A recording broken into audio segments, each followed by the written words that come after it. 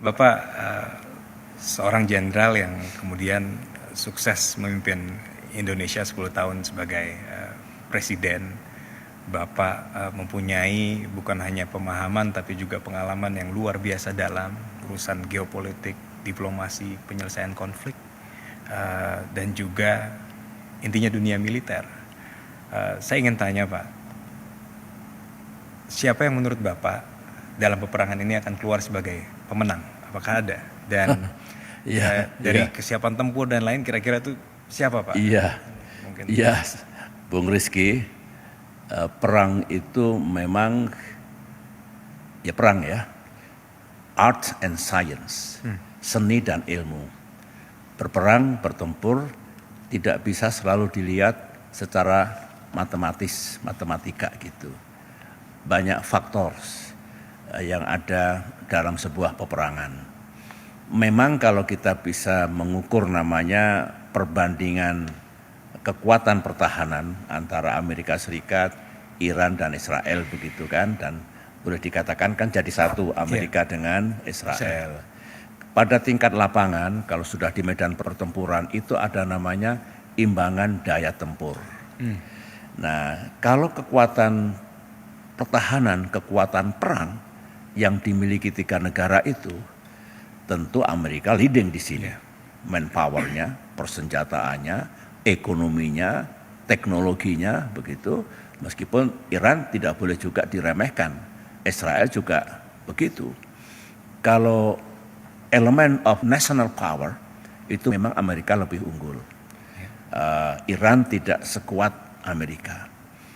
Nah, tapi imbangan daya tempur, the real battles yang dihadapi dalam pertempuran nanti, masing-masing punya juga keunggulan. Misalkan manuver satuannya, daya tembaknya, daya gempurnya, kemudian kepemimpinannya, taktik yang dijalankan, apakah konvensional atau non-konvensional atau paduan dari situ, itu juga matters, bisa menentukan siapa yang unggul dalam pertempuran-pertempuran itu.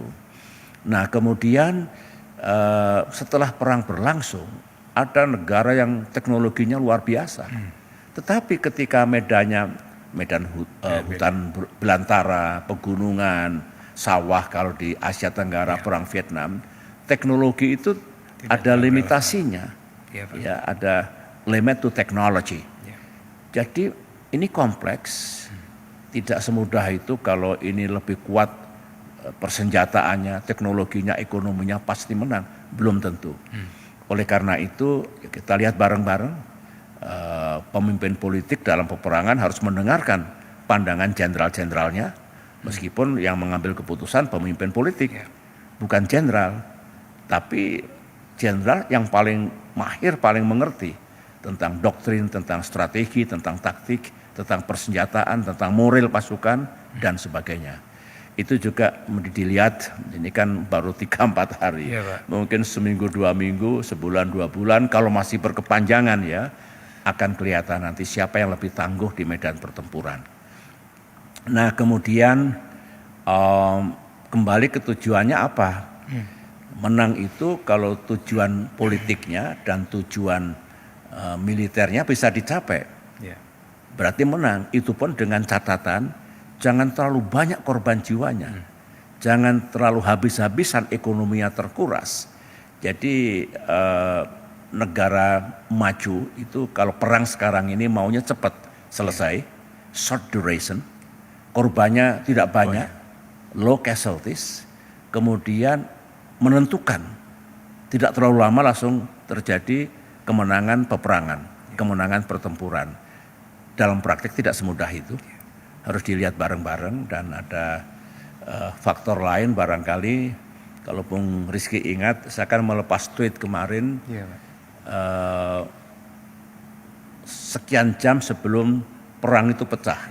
Saya sudah mengintip ini, kok saya punya insting, my logika, ini kok perundingan Jenewa belum tentu mulus. Saya punya pengalaman panjang dalam negosiasi, perundingan dan resolusi konflik. Tidak semudah itu. Dan ternyata benar yang saya sampaikan, ini bisa perang loh.